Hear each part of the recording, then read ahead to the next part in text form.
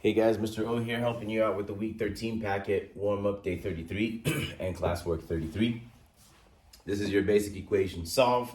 Sure, it's got a lot of things floating around. The most careful thing to consider is the fact that this negative is going to distribute into the parentheses. So I can rewrite this as negative 1 being equal to negative 1/2 minus 7x plus 1 minus 5. That plus 1 and a minus 5 is really a minus 4 when I combine it together.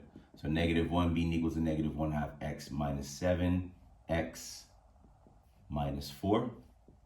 I can go ahead and move that to the other side by adding a 4 to both sides, making a 3 equal to a negative 1/2 x. I'm going to take the step of rewriting my negative 7x as negative 14 over 2x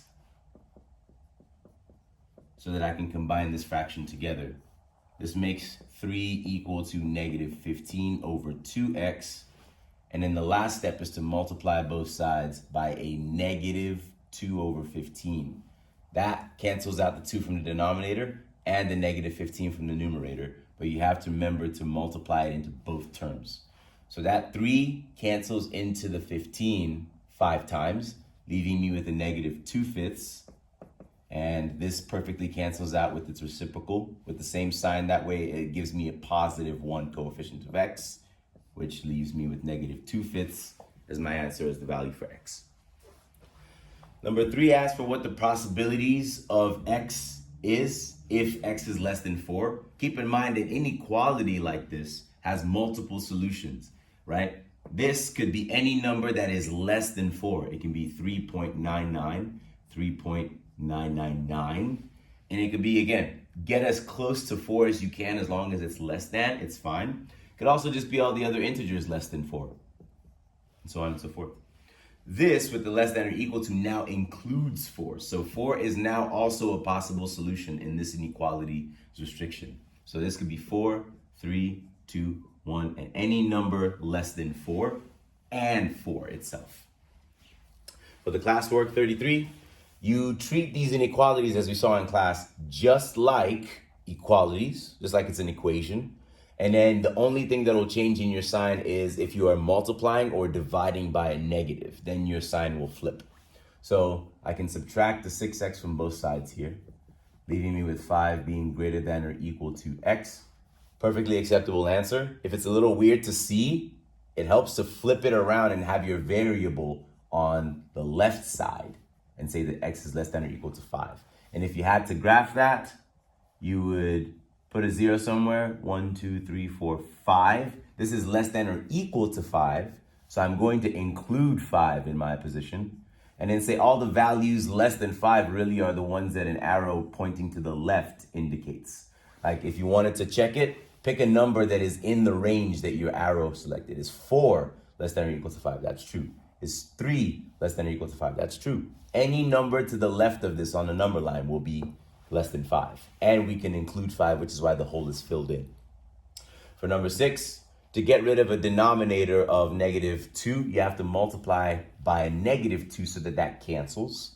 But that negative 2 needs to multiply each term in your inequality. And you have to keep in mind that it's going to change your sign because I'm multiplying by a negative. So this less than or equal to turns into a greater than or equal to.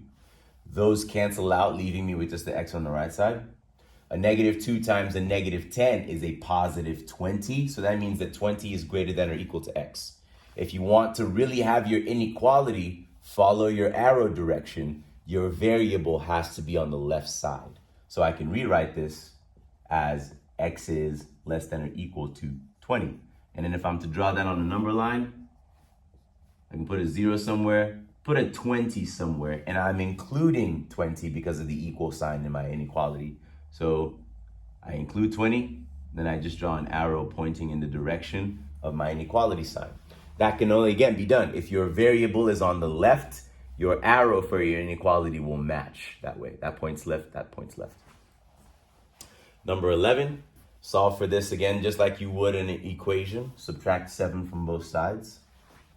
That makes a negative 16 greater than or equal to 2/5 m.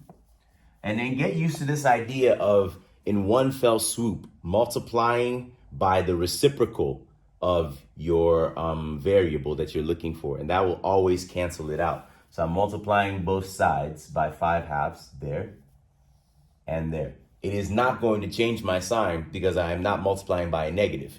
And keep in mind, I'm not multiplying by a negative because if I multiply by a negative, then it would make my m a negative. My m was already positive. So I only want to multiply by a positive that's going to cancel out that coefficient. I only had to multiply by a negative here so that I could cancel out that negative because that negative affects my variable here. So in this situation, negative 16 times 5/2 is a negative 80/2, which is really a negative 40. So negative 40 is greater than or equal to m, which again, rewritten, that is m being less than or equal to negative 40.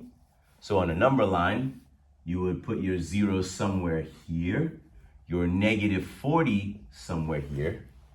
And then since we are including that, arrow is pointing to the left, I include 40, and I draw my arrow pointing to the left that way. Lastly, number 16. Got to do a little bit of distribution here. 8a plus 2 minus 10a, less than or equal to 20. I can combine 8a and negative 10a. That's a negative 2a plus 2 being less than or equal to 20.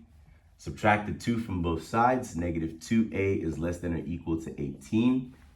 Divide both sides by a negative 2. And because I'm dividing by a negative 2, my sign will flip. So that means this will become a greater than or equal to. 18 divided by a negative 2 is a negative 9. Those cancel, leaving me with an a being greater than or equal to negative 9. The final graph for that one, I'll erase this to create some space. A being greater than or equal to negative 9. If a 0 is somewhere here, a negative 9 is to the left of that.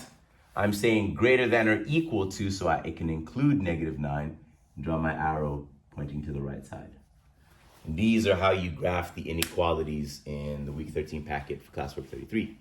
Please make sure that you have the packet, the solution, and practice graphing it as well.